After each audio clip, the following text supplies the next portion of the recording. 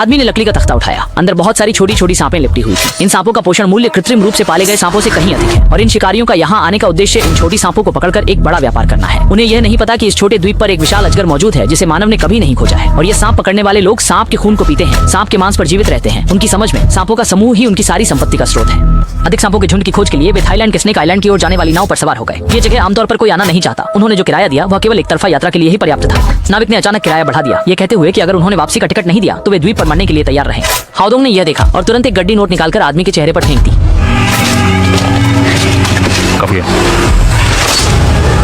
एक पल में हाओडोंग ने नाविक की मुख्य धमनी को काट दिया। कुछ ही क्षणों में एक आदमी जो अभी भीड़ के सामने खड़ा था अचानक सुअर के मांस की तरह टुकड़ों में बंट गया। पता नहीं कितना समय बीत गया। हाओडोंग ने नाविक का सिर काट दिया और धमकी भरे तरीके से अपने दो साथियों को दिखाया।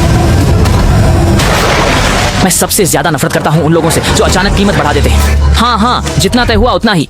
और गहरी नदी के बीच में एक विशाल सांप खून की गंध के साथ यहाँ आनंद ले रहा है। इसी समय कुछ लोग एक छोटी पगडंडी के सहारे गहरे जंगल में पहुंच गए और देखा कि पेड़ के तने पर सफेद चिपचिपा तरल लगा हुआ है और यह चीज मादा अजगर का फेरोमोन है जिसकी गंध नर अजगर को पागल कर सकती है। एक वयस्क मादा अजगर एक साथ 10 से अधिक नर अजगरों के साथ संभोग कर सकती है। काफी उत्तेजक है।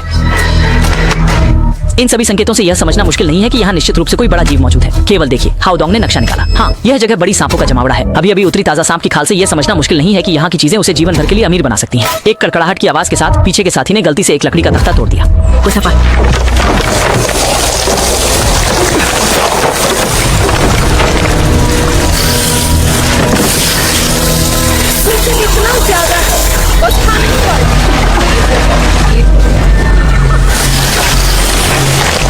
ये तो सच में बहुत बड़ा मुनाफा है। दोनों लालच से हंसते हुए सांपों को पकड़ने लगे। ये छोटे जीव उन्हें कुछ समय तक खाने के लिए काफी है। जैसे ही उनमें से एक व्यक्ति पूरी तरह से लौटने की तैयारी कर रहा था उसने अचानक शव की दिशा में देखा। बिना सिर का शव एक अजीब मुद्रा में धीरे धीरे नीचे डूबने लगा।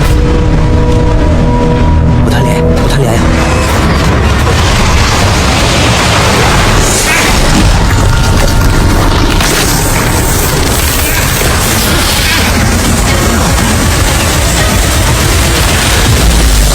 दूसरे आदमी की ओर देखे, उसने भी आगे की हलचल को स्पष्ट रूप से सुना और तुरंत अपने साथी का नाम पुकारने लगा। अचानक आवाज की दिशा में देखा, एक अजगर ने अपना विशाल पेट उठाया और तुरंत आदमी के रास्ते को बेरहमी से रोक दिया।